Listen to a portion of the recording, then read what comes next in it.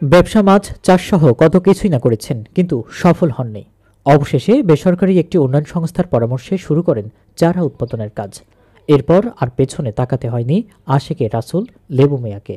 1 সাল থেকে শুরু করে তিলে তিলে এই নার্সারি গড়ে তুলে আসার পরে আজ যেখানে 1100+ জাত তৈরি হয়েছে দেশ বিদেশ থেকে সংগ্রহ করার পরে।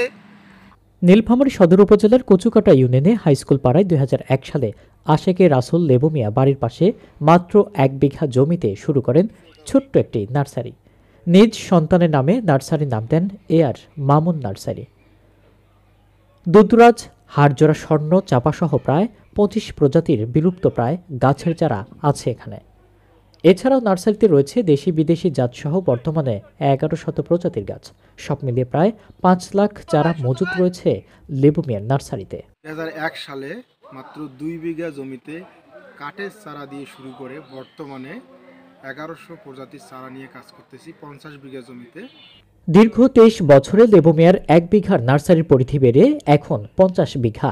নার্সারিতে হয়েছে 30 জন মানুষের কর্মসংস্থান। বৃক্ষরোপণে অসামান্য অবদান রাখায় পেয়েছেন জাতীয় পুরস্কার ও 9 বার জেলায় শ্রেষ্ঠত্বের পুরস্কার। এদিকে নার্সারিতে সাফল্যের বিষয়ে আশেকে রাসুল লেবু মিয়া বলেন, মাছ ব্যবসায় জড়িত থাকা অবস্থায় কৃষি বিভাগের এক ভ্রাম্যমাণ দলের কাছে জানতে পারি গাছের চারা বিক্রি করেও লাভবান হওয়া যায়। সেই সময় সিদ্ধান্ত নিয়ে 2 বিঘা জমিতে চারা লাগাই। এরপর পেছনে আর তাকাতে হয়নি। পরিবার ও প্রতিবেশীদের সহযোগিতায় আজ 50 বিঘা জমিতে গড়ে উঠেছে নার্সারিটি। দেশি বিদেশি আম, কাঁঠাল, লিচু, জাম, পেয়ারা, মাল্টা, কমলা, নারকেল, সুপারি সহ 1100 প্রজাতির ফলের চারা রয়েছে এখানে। মামুন নার্সারিত কাজ করি, সারা বছর কাজ চলে, 300 টাকা হাজিরা দেয়, সংসারের আয় উন্নতি করছি। ছেলে মামুন বলেন, নার্সারি আমাদের ভাগ্যের চাকা ঘুরিয়ে দিয়েছে। আজ আমাদের চারা দেশের সব জায়গায় সরবরাহ হচ্ছে। তাছাড়া বিদেশ থেকে বিভিন্ন প্রজাতির চারা সংগ্রহ করে সেখানে থেকে সায়ন পদ্ধতিতে চারা বৃদ্ধি করছি। সব খরচ বাদ দিয়ে এই নার্সারি থেকেই বছরে 10 থেকে 15 লাখ টাকা লাভ হচ্ছে। নার্সারির অনলাইন সেক্টরে কাজ করা জয় সরকার বলেন, আমি পড়াশোনার পাশাপাশি এই নার্সারিতে কাজ করছি।